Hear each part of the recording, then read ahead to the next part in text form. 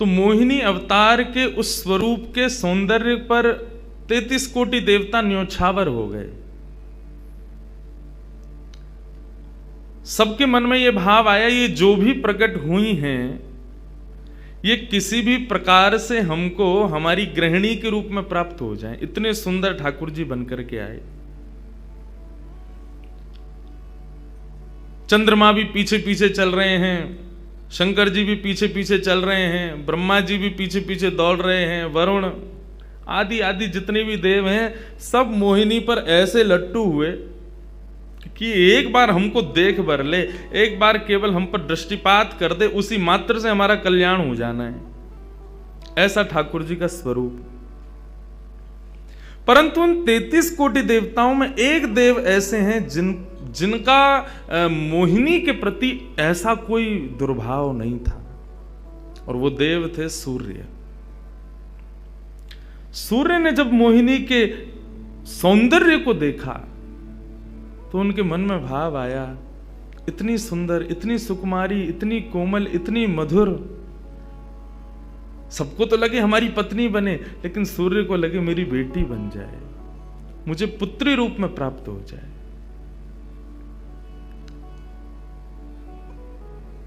जब सूर्य के हृदय में यह भावना उत्पन्न हुई तो मोहिनी ने कटाक्ष नेत्रों से सूर्य की ओर देखा, बाकी किसी को देख ही नहीं रही है, और देख करके केवल ठाकुर जी ने उनको इशारा किया।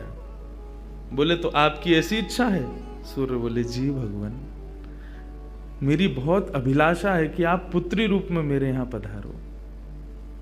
ठाकुर जी बोले इतना साधारण नहीं है हमको प्राप्त करना, पुत्र रूप में प्राप्त करना फिर भी साधारण होगा, लेकिन पुत्री भाव में ये तो असाधारण है, इसके लिए आपको तप करना पड़ेगा।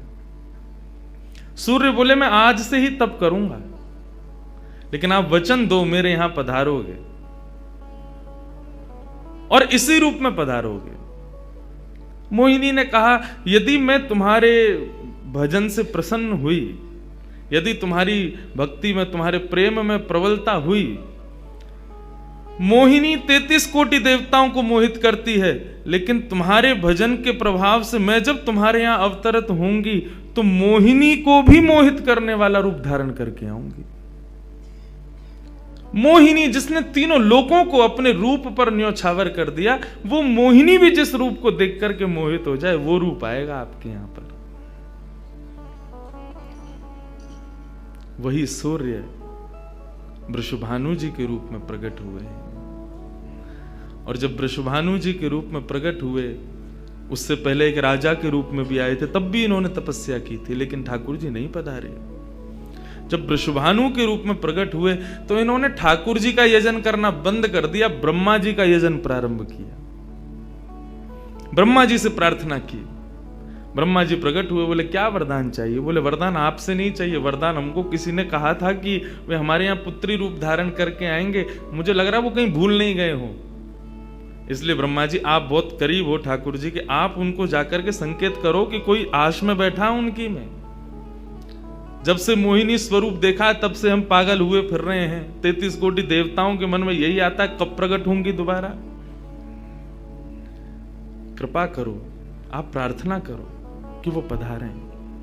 ब्रह्मा जी बोले आपके भजन में इतनी सामर्थ्य है कि ठाकुर जी मना नहीं कर सकते। बोले तो फिर मुझे विश्वास के लिए कुछ तो कह करके जाओ। ब्रह्मा जी बोले मेरी जिम्मेवारी बन जाए, इसलिए चलो इस पर्वत के रूप में मैं विराज चाहता हूं। और बरसाना पर्वत के रूप में श्री ब्रह्मा जी विराज गए। ठाकुर जी आएंगे, मैं जिम्मेवारी लेता हूं, इसलिए मैं ही पर्वत बन के बैठा हूं। ब्रह्मा जी ने जाकर के प्रार्थना की। ठाकुर जी बोले मैं तो सच में ही भूल गया था कि मुझे जाना है। बोले भगवान वो बहुत प्रतीक्षा कर रहे हैं आपकी। वृषभानु जी का भजन कैसा बताया। वृषभानु जी की एक ही इच्छा है कि मेरे पास जो पुत्री रूप ठाकुर जी का आवे, ठाकुर जी मोहिनी बनकर के आए तो 33 कोटि देवताओं के हृदय में ठाकुर जी के प्रति वात्सल्य भाव प्रकट नहीं हुआ, प्रेम भाव प्रकट नहीं हुआ, कुछ और ही भाव था उन देवताओं का। वृषभानु जी कह रहे हैं कि मैं ऐसी पुत्री पाना चाहता हूं जिसको देख करके काम नष्ट हो जाए, काम का भी मर्दन हो जाए, सामने वाले के हृदय में एक दिव्य प्रेम प्रकट हो, निष्काम प्रेम, अनकंडीशनल लव किसे कहते हैं, इसका प्रसाद पूरी दुनिया को देने वाली ऐसी पुत्री मेरे घर पधारी। स्वार्थ सिद्ध प्रेम सब करना जानते हैं, लेकिन निस्वार्थ प्रेम किसे कहते हैं, वो ठाकुर जी का वो शक्ति स्वरूप ही सबको बता सकता है। ब्रह्मा जी की प्रार्थना हुई ठाकुर जी से। ठाकुर जी अपने वैकुंठ में विचरण कर रहे हैं, विचार कर रहे हैं कैसे करूं, नंद यशोदा के यहां भी जाना है, देवकी वसुदेव के यहां भी पुत्र बनना है, पहले से ही 4 मम्मी पापा हैं हमारे, अब ये 2 मम्मी पापा और कैसे बनाऊं, 6 माता पिता। तब ठाकुर जी विचरण कर रहे थे, तभी एक खंभ में मणि, उस मणि में ठाकुर जी ने अपना प्रतिबिंब देखा। ठाकुर जी अपना प्रतिबिंब नहीं देखते, क्यों? बहुत कम देखते हैं। जब श्रृंगार आरती होती है लाल जी की, तभी इनको प्रतिबिंब दिखाते हैं, और उस प्रतिबिंब में भी इतने इतराते हैं महाराज, उसमें भी स्वयं को देख करके खुश हो जाते हैं, वाह मैं कितना प्यारा लग रहा हूं। अपना प्रतिबिंब ठाकुर जी इसलिए नहीं देखते क्योंकि स्वयं ठाकुर जी मोहित हो जाते हैं खुद ही पर। जैसे ही ठाकुर जी ने स्वयं का प्रतिबिंब देखा, प्रतिबिंब देख के आगे बढ़े, लेकिन ठाकुर जी मन में विचार करने लगे, मुझे सबके स्वभाव प्रिय हैं, लेकिन अपना यदि देखूं तो अपना प्रतिबिंब बहुत प्रिय है। जब स्वयं को देखता हूं प्रतिबिंब में, तो ऐसा लगता है कि मानो जो सबको मोहित कर रहा है वो स्वयं को जब देखे तो खुद भी मोहित हो रहा है, क्योंकि प्रतिबिंब कभी झूठ नहीं बोलता। प्रतिबिंब का ये स्वभाव है, आप जैसे हो वैसा आपको दिखाता है। ठाकुर जी ने जब प्रतिबिंब देखा, अपने उस प्रतिबिंब स्वरूप को ठाकुर जी ने स्थिर कर दिया, और स्थिर करके अब तो ठाकुर जी लाए महाराज लक्ष्मी जी की पूरी पेटिका लेकर के आए श्रृंगार की, और अपने प्रतिबिंब स्वरूप को ही उन्होंने श्रृंगार करना प्रारंभ किया। किशोरी जी के श्रृंगार का इतना भाव बताते हैं, किशोरी जी की नथ बेसर ऐसी, किशोरी जी के कान के कुंडल ऐसे, किशोरी जी के पांव की महावर ऐसी, क्यों ना हो, क्योंकि श्याम सुंदर ने श्रृंगार किया है। किशोरी जी का जो स्वरूप है वो ठाकुर जी ने उसका श्रृंगार किया है। नारायण बैठे महाराज सिंहासन लगा करके अपने प्रतिबिंब का ही श्रृंगार कर रहे हैं।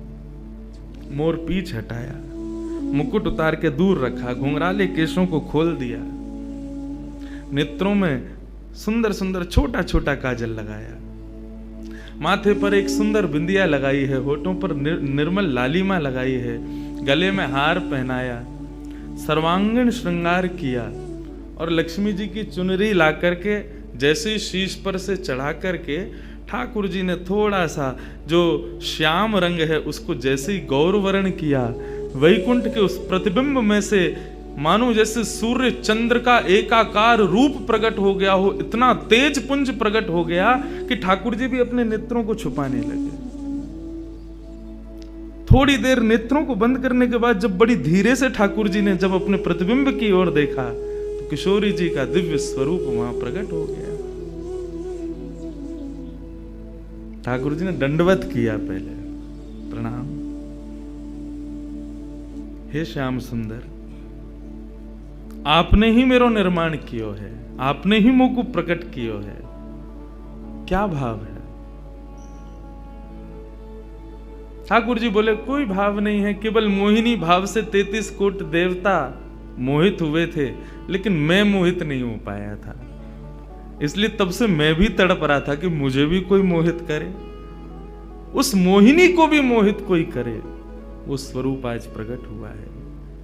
धर्म की स्थापना हुई, ज्ञान की स्थापना हुई, भक्ति की स्थापना हुई, वैराग्य की स्थापना हुई, लेकिन अंततो गत्वा संसार का सार जो प्रेम है उसकी स्थापना नहीं हुई है। उसके लिए आपका अवतार धारण करना अति आवश्यक है। आप मेरी शक्ति हैं, आप मेरी आत्मा हैं। पूरा विश्व और पूरे विश्व की दिव्य चेतना किसकी प्राप्ति के लिए दौड़ रही है? कि आत्मा एक दिन परमात्मा में मिल जाएगी, लेकिन उस परमात्मा में आत्मा जो विद्यमान है वही तो किशोरी जी हैं। उस आत्मा की परमात्मा की जो आत्मा है वही तो श्री राधा जी हैं। लोग उनके रूप को नहीं समझ पाते। आजकल के यंगस्टर्स, आजकल के युवा उनको बहुत विचित्र रूप में दर्शन करते हैं कि कृष्ण राधा कौन है, बोले कि they are just like some love words. ऐसा नहीं है। आप उनको सीमित उस अवस्था में, और माफ कीजिएगा यदि किसी प्रवचनकर्ता की कथा सुनने के बाद भी आप उनको वहीं तक सीमित मान रहे हो ना, दोष आपको नहीं, प्रवचन करने वाले को लगेगा कि तुम किशोरी जी के इसी रूप को स्थापित कर पाए। इसीलिए कथाओं में ज्यादा किशोरी जी का प्रसंग ना हम कहते हैं ना उसका स्पर्श करते हैं। स्पर्श करने पहले से भी 100 बार सोचते हैं।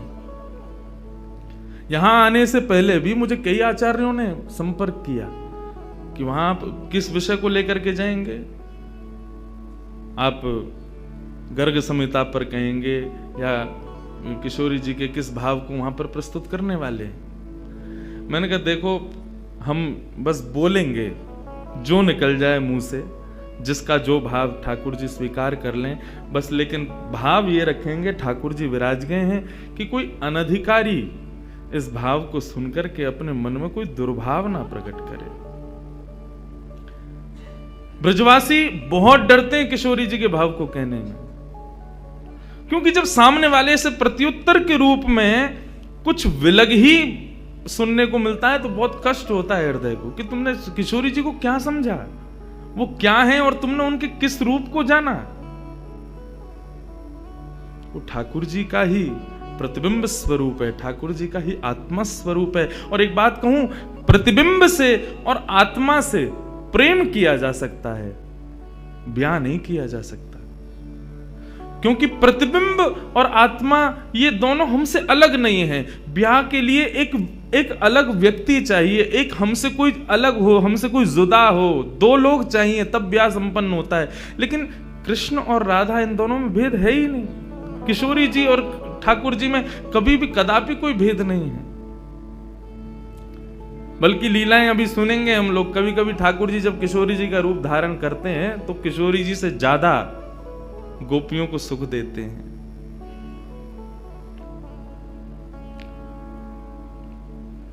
ऐसा भाव।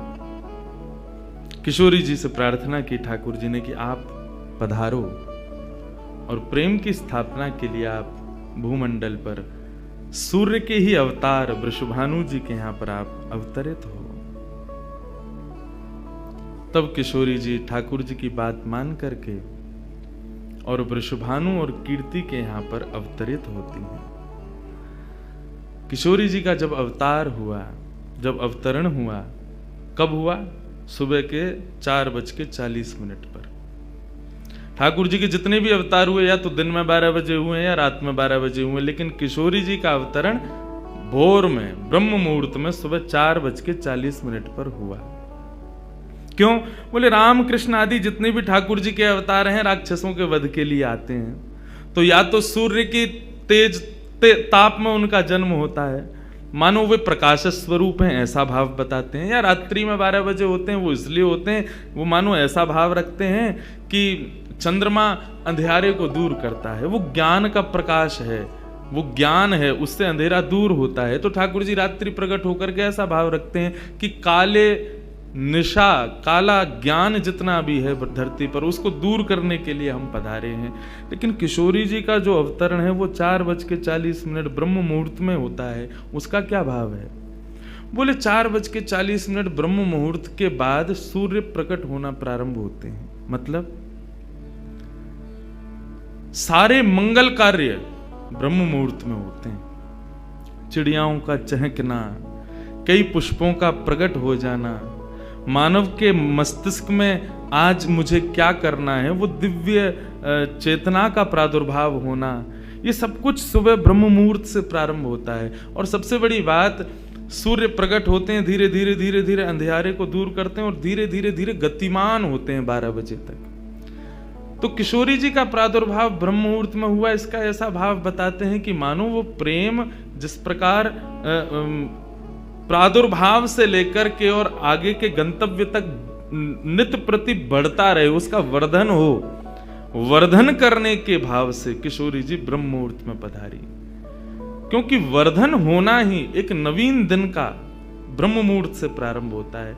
ऐसे ही प्रेम का वर्धन, भक्ति का वर्धन, भाव का वर्धन, उन सब का वर्धन करने का प्रतीक है किशोरी जी, इसलिए ब्रह्म मुहूर्त में जन्मी है। किशोरी जी का प्रादुर्भाव हुआ, पूरे बरसाना में आनंद उत्सव मनाया गया, सब नाच रहे हैं, गा रहे हैं, आनंद मना रहे हैं। नंद बाबा भी आए, यशोदा जी भी आई हैं, उन्होंने भी आकर के वृषभानु जी को बधाई दी है।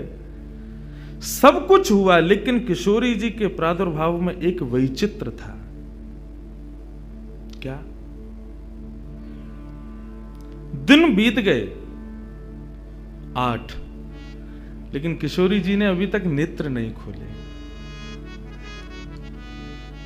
अभी तक किशोरी जी केवल एक छोटी सी बालिका हैं, एक सुकुमारी हैं, परंतु अभी तक किसी को भी किशोरी जी के नेत्रों का दर्शन नहीं हुआ। अभी तक किशोरी जी के नेत्र नहीं खुले हैं। इस बात से कभी कभी चिंतित हो जाते हैं वृषभानु जी और कीर्ति कि हमारी लाली है तो गई है, लेकिन पता ना क्यों अपने नेत्रन को नहीं खोल रही है। कभी कोई संत आ जाए, कोई वैष्णव आ जाए, कोई ब्राह्मण आ जाए, तो उनसे निवेदन करते हैं कि हमारी लाली नेत्र नहीं खोल रही। तब देवताओं ने नारद जी को भेजा, आप जाओ और जाकर के वृषभानु जी के इस मन के भाव को पूर्ण करके आओ, किशोरी जी के सुंदर नेत्रों का दर्शन उनको कराओ। तब श्री नारद जी महाराज का आगमन हुआ। नारद जी जैसे ही आए तो वृषभानु जी ने नारद जी को देखते ही सबसे पहले अपने पुत्र को बिठा दिया। श्री दामा से मिलो, हमारा लाला है। नारद जी उससे मिले, उसका सब देखने लगे। नारद जी मन में विचार कर रहे हैं कि ये उनसे कब मिलवाएंगे, किशोरी जी का दर्शन कब होगा। 2-3 दिन तक नारद जी विचरण करते रहे बरसाने में। वृषभानु जी का मन तो होता है कि मैं इनसे कुछ कहूं, कुछ पूछूं, थोड़ा किशोरी जी के बारे में, अपनी लाली के बारे में न कछु जानूं, लेकिन अभी वो भाव प्रकट नहीं हो रहा है। तब एक दिन एक छोटी सी बरसाने की लाली को जब नारद जी महाराज खिला रहे थे और उससे प्रेम चर्चा कर रहे थे, ये दृश्य जब वृषभानु जी ने देखा, उन्होंने तुरंत नारद जी के चरण पकड़े और कहा, हे भगवान, हमारी एक लाली भई है, बहुत सुंदर है, सुकुमारी है, नन्ही सी है, अभी वाकु देख करके स्पर्श करवे में ऊं डर लगे कि कहीं हमारे स्पर्श से कोई कष्ट ना है जाए, या हमारे हम सबन को दर्शन भी ना करा में। लेकिन महात्मन आपसे पूछना चाह मैं, हमारी लाली नेत्र नहीं खोल रही है, कहा भाव है? नारद जी तो तुरंत बोले, अरे तो तुमने इतने दिन से क्यों नहीं बताया? वो तो पहले से ही बैठे थे तैयार कि ये जल्दी बोले तो मैं जाऊं, जाकर के दर्शन करूं। बोले संकोच है रहे हो? बोले संकोच मत करो, अभी लेके चलो, कहां है तुम्हारी लाली, मुंह को बताओ। नारद जी महाराज जा रहे हैं वृषभानु भवन में। एक बेड़ी पार की, दूसरी बेड़ी पार की, तीसरी बेड़ी पार की। जैसे ही भीतर पहुंचे हैं, सुंदर सुगंधी भीतर से प्रकट हो रही है। सामने स्वर्ण जटित एक पालना है, और जैसे उस पालने में जाकर के नारद जी ने दर्शन किया, कमल कली को वृषभानु की लली को रंग, कैसा रंग है? बोले जैसे कमल की कली हूं मैं ना, ऐसी श्री वृषभानु नंदिनी है। नारद जी ने जैसे ही उनको दर्शन किए हुए आनंदित है गए, आनंदित है करके प्रणाम करने लगे। वृषभानु जी बोले, हमारी लाली नेत्र नाय खोल रही है, आप कृपा करो ना। नारद जी बोले, एक मंत्र पढ़ना पड़ेगा, कुछ करना पड़ेगा, तंत्र मंत्र करना पड़ेगा, तब आपकी लाली बोलेगी। वृषभानु जी बोले, देख लो, संभल के करियो, हमारी लाली बहुत कोमल है, वो ना स्पर्श नहीं करेंगे, दूर बैठ के करेंगे। वृषभानु जी बोले, तो करो। बोले आपको पहले बाहर जानो पड़े, वो एकांत में करेंगे। कीर्ति वृषभानु जी को देखें, बोले लाली को अकेला तो नहीं छोड़ेंगे। बोले नहीं बाबा, विश्वास पात्र है, हम कर सके। वृषभानु जी और कीर्ति दोनों जैसे ही बाहर पधारे, नारद जी ने गेट बंद कियो, तुरंत चरणन में प्रणाम कियो और प्रणाम करके सीधे सन्मुख बैठे हैं। हे कृष्ण मनोहारिणी जय वृंदावन प्रिया, जय भ्रू मंगल ललिता, जय वेणु रवाकुल, जय कृष्ण मनोहारिणी जय वृंदावन प्रिया, जय भ्रू मंगल ललिता, जय वेणु रवाकुल। जैसे ही नारद जी के मुख से ये शब्द प्रकट हुआ, जय कृष्ण मनोहारिणी, ये कृष्ण मनोहारिणी शब्द जैसे ही नन्ही सी श्री किशोरी जी के कान में कृष्ण शब्द गयो, कृष्ण शब्द जाते ही नन्ही सी किशोरी जी के नेत्र अपने आप धीरे धीरे धीरे धीरे खुलन लगे, मुख पर एक प्रसन्नता सी प्रकट हो गई। नन्ही सी किशोरी अभी करवट लेनो भी ना जाने, लेकिन जैसे ही बार बार ये श्लोक का गान नारद जी के द्वारा हो रहा है, जय कृष्ण मनोहारिणी जय वृंदावन प्रिय, इसको सुनकर के किशोरी जी जो अभी करवट लेनो भी ना जाने, वो अपने पालना को पकड़ करके अपने पालना से उछक करके वहीं से झांक करके श्री नारद जी को देख रही हैं। और नारद जी ने जैसे किशोरी जी के रूप को देखो है, सुंदर मृगनयनी किशोरी जी आज नारद जी को देख रही हैं। मुख में भी दांत ना है, बिना दांतन के किशोरी जी के मुखमंडल की प्रसन्नता देख करके नारद जी आनंद विभोर हो गए। नारद जी बोले, आपको ये कीर्तन भायो, आपको ये कीर्तन प्रिय लगो? किशोरी जी के मुख से केवल किलकारी निकल रही है। नारद जी ने उठाई अपनी वीणा करताल और जय कृष्ण मनोहारिणी जय वृंदावन प्रिय, और इसी का कीर्तन करते हुए वहां नाचने लगे, नृत्य करने लगे, चारों ओर घूम रहे हैं। बीच में पालने में श्री किशोरी जी बैठ करके और करताल बजा रही हैं और करताल बजा करके आनंदित हो रही हैं। वृषभानु जी बाहर खड़े बोले कि भीतर तो कीर्तन चल रहा है, करताल की आवाज आ रही है, वीणा बज रही है। तभी उनने कान लगा करके सुनो तो नारद जी गा रहे, जय कृष्ण मनोहारिणी जय वृंदावन प्रिय, जय भ्रू मंगल ललिता, जय वेणु रवाकुल। वृषभानु जी ने ये स्वर सुन लिया, लेकिन जैसे ही थोड़े से गए हैं और खिड़की में जाकर के भीतर झांक करके देखा, अद्भुत दृश्य। नन्ही सी किशोरी ज्यादा से ज्यादा 8 दिन की होंगी, 10 दिन की होंगी, अपने पालना में पौड़ करके स्वयं को झुला रही हैं, करताल बजा रही हैं। चारों तरफ नारद जी वीणा बजा करके करताल बजा करके आनंद से किशोरी जी को मुखोल्लास कर रहे हैं। ये दृश्य देख करके श्री वृषभानु जी को एक बार तो मूर्छा आ गई, मैं वास्तव में 8 दिन की बालिका को देख रहा हूं। उन्होंने कीर्ति को कुछ नहीं बताया। नारद जी महाराज ने प्रणाम किया। तब किशोरी जी की सहचरियां प्रकट हुई और कहा कि हे नारद, आपने हमारी किशोरी जी को बहुत सुख प्रदान किया है। जब कभी भी आपको ऐसा दर्शन करना हो तो हम आपको कुछ स्थान बता रहे हैं। गोवर्धन, श्री यमुना पुलिन और ब्रज कुंज, इन 3 स्थानों पर आप जब कभी भी हमारी किशोरी को स्मरण करके यही कीर्तन को गान करोगे, किशोरी जी को यही स्वरूप आपको दिखेगा। ये हमारा वरदान है आपको, क्योंकि आपने किशोरी जी कृपामयी तो हैं। लाल जी 10 बार विचार करेंगे कृपा करवे में, किशोरी जी विचार थोड़ी करें, वो तो तुरंत करुणा करें। नारद जी जाओ, जब कभी भी लाडली को दर्शन करना हो यही भाव से कर लियो। नारद जी महाराज के नेत्र सजल है गए, किशोरी जी के चरणन में बारंबार प्रणाम कियो और प्रणतिपात करते हुए वहां से प्रस्थान कर गए। किशोरी जी फिर से नेत्र बंद करके अपने पालना में पौड़ गई। कीर्ति जी बोली, बाबा आयो टोना टोटका करके गयो, तब वो हमारी लाली के नेत्र तो खुले नहीं। कीर्ति जी गोद में लेकर के सुला रही है, नेक नेक थोड़ी सी संकुचित है करके रुदन करना प्रारंभ कियो। सो इतने में वृषभानु जी आए और वृषभानु जी बोले, नेक दियो लाली को।